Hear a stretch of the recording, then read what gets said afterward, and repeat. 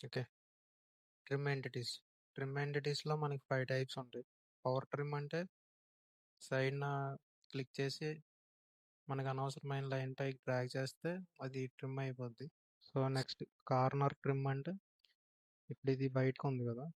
So, ఇది trim అవ్వాలంటే ఇలా కార్నర్ ట్రిమ్ వాడతాం. నెక్స్ట్ వచ్చేసి ట్రిమ్ అవే inside.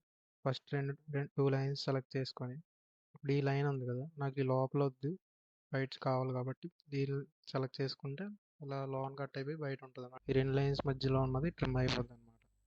So, trim outside అంటే సేమ్ అలానే ఒక 2 లైన్స్ మధ్యలో మనకు అనవసరమైంది ఉంటే ఈ 2 లైన్స్ మధ్యలో ఉన్నది ట్రిమ్ అయిపోయి ఇక్కడ వరకు ఎక్స్టెండ్ అయిపోద్దన్నమాట.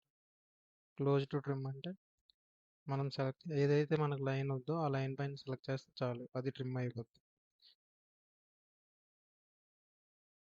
ఇది డ్రాగ్ చేస్తే కుదరదు. ఇలా ఆ లైన్ స్పెసిఫిక్ లైన్ పైకి వెళ్ళి ఇలా క్లిక్ చేస్తేనే ట్రిమ్ అయిందన్నమాట.